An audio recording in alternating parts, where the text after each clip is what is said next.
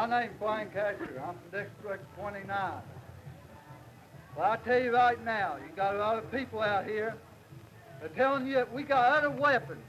The only weapon we got is to stop the coal.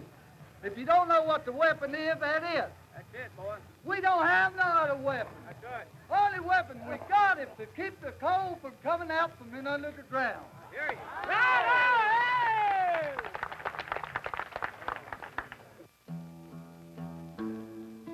In August 1975, 80,000 Appalachian coal miners went out on the largest wildcat strike in the recent history of the coal fields.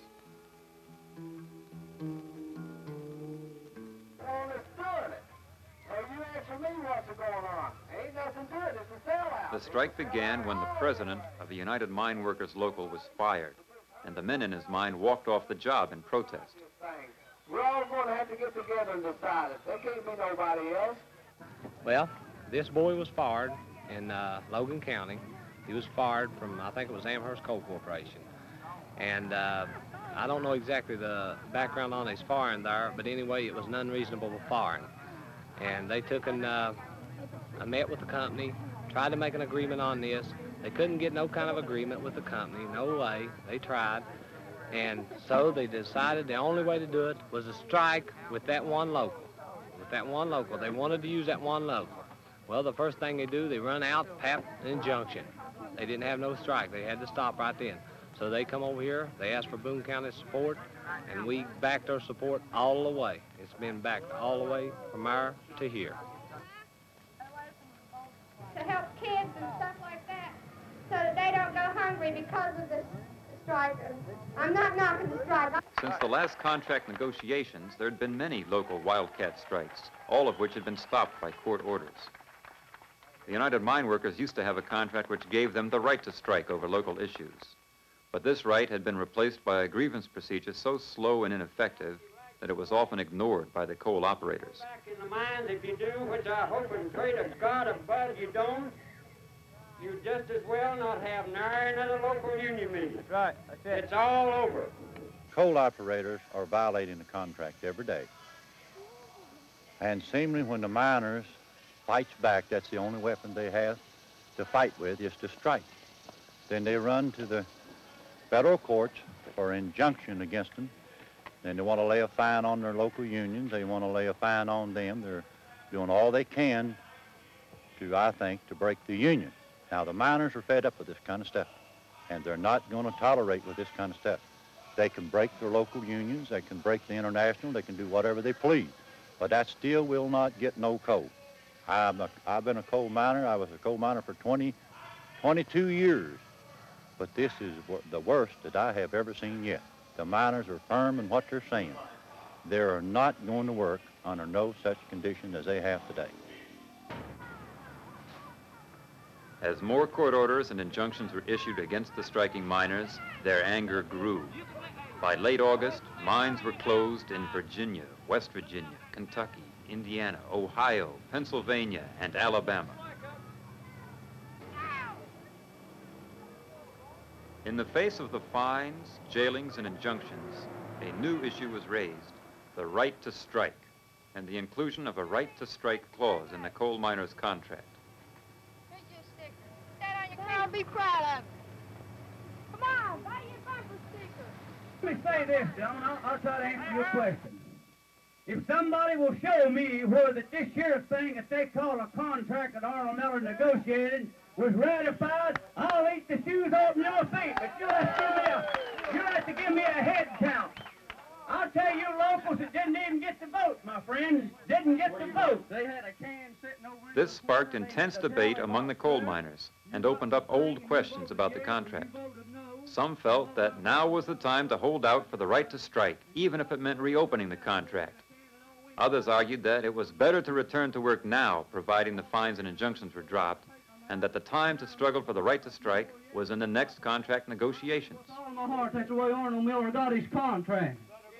I'll buy that 100%. Now, this meeting is not here to vilify Arnold Miller. We're here on the issue of what we out for. I'm going to tell you that, fella. And listen, now, this is what we're here for now, and we're going to stay on that issue. Now, all of us voted for Arnold Miller. I don't get and changed stuff because he said that he would give us a simple contract. one that we could all understand. Well, now, we didn't get that. Even the damn lawyers in our union don't understand the contract that we've got. They couldn't, when we had our meeting down in Madison before we voted it in, they couldn't tell us nothing about this contract. They looked at each other, and there's so many legal loopholes in it, and we really ain't got no contract. We ain't got nothing. There's 2 or 3 little things in there that's different. One of them is the strike, right not to strike. Now, that's one thing that we've got different. We don't have the right to strike me. Right now, gentlemen, if you've been watching around and see what's going on, you know that you're getting it back right now, buddy. How coming to fall down, mister? How coming to fall down on the knees and start backing up? What let the gentleman out of jail? It wasn't because, buddy, that they wanted to let the gentleman out of jail. That wasn't why they let him out of jail. Because, listen, no, he's not, mister. No, he's not. I'd like for every man to say his piece here. And I don't mean to cut in on anybody, mister. I want every man to have his say. But the minute that you go back, after you've got him out like you've got him out, mister, when you get against something pressing, you keep the pressure on, you'll get the job done. That's right. I don't know what's been told here. One man's trying to rule 20 or 30,000 men when he tells them to cross them picket lines. Tells each president of each local to tell his men to cross picket lines and for him to cross picket lines. Well, what's one man's opinion? Again, 20,000 men. Now, he's went through school. He's never been in a coal mines. He don't know what the coal mines is all about. He's went to law school all of his life, and from there he went on to being a federal judge and stuff. He never has been down there. He don't know the dangers. Now, we come out over something unsafe. They get an injunction against us. We go back. We're still working unsafe till they decide what they're going to do. Maybe a man or 2 men or 10 men will get killed. I mean, they've got injunctions against, I guess, the majority of us right now. And they're going to start, if I ain't mistaken, I think a figure is something like starting finding the union as of Tuesday if we ain't back to work. It's $100,000 automatically, I think now, and I think it's $100,000 a day if the men ain't back to work by Tuesday. That's what they say. That's what a federal judge just up and says he can do to a majority of coal miners like us. Well, the coal operators own the court. They own everything. And therefore, the miners does not stand a chance. When they go before any of these federal courts, they're already convicted before they get anyways near the courthouse. Because the coal operators, they've got the money. They can buy any way they want to go. And therefore, within my opinion, that they own every court in this country and almost everything else that they are going. But they do not own the coal miners. The coal miners are going to take a stand against this trashy stuff and not going to tolerate it any longer. There's absolutely no question that the mines are unsafe. Working in the mines still has the greatest, I mean, you're more likely to die if you work in the mines than any other occupation. To think that you could work at something where there's a chance, if you're not careful and you don't stay alert, that you could be killed. And to be underground, to be depending on the mountain to hold itself up from you and not fall in on you. And there's some safety precautions that people take, but putting roof bolts up, putting timbers up, but there's nothing that guarantees that you're going to come home at night.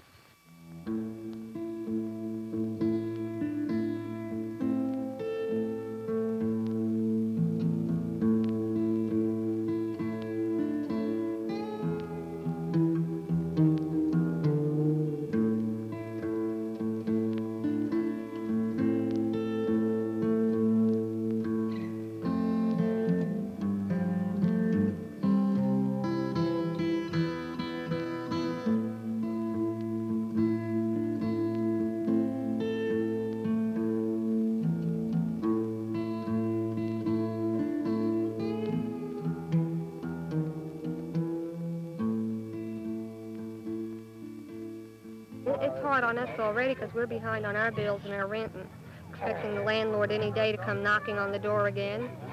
It's going to be hard on everyone. What are you going to do about it? When they knock on the door, I'm going to say, my husband's on strike, you're going to have to wait right along with the rest of them. That's all I can say.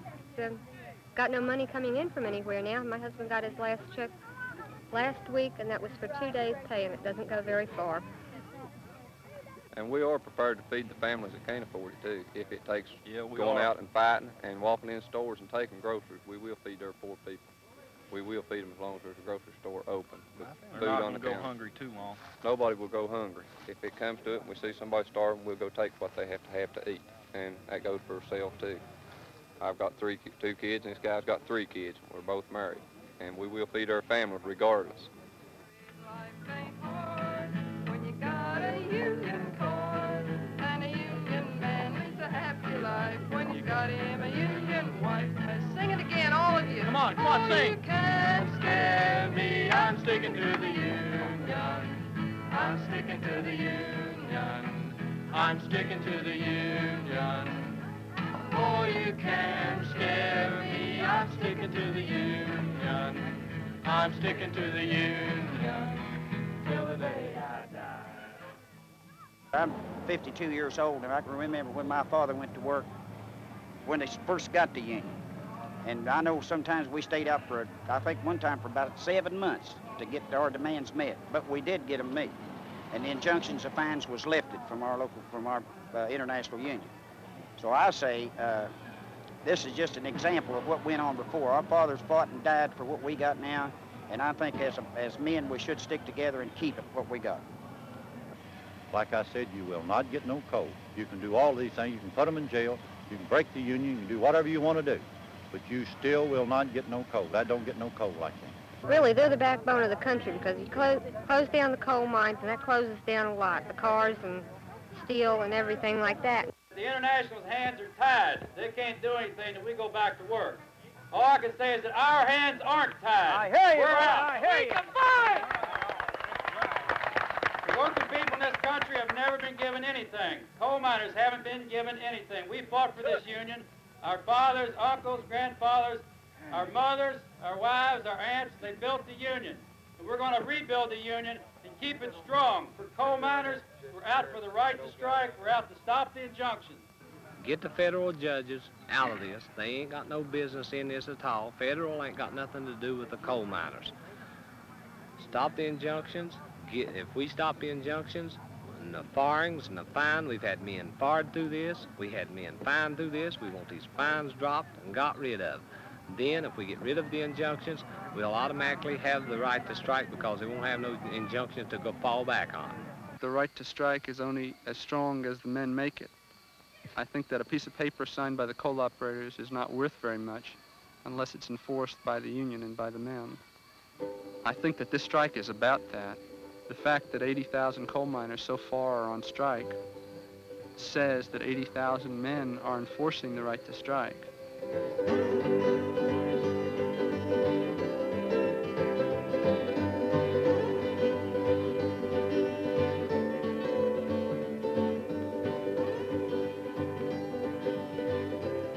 After 5 weeks, the miners returned to work, winning no major demands.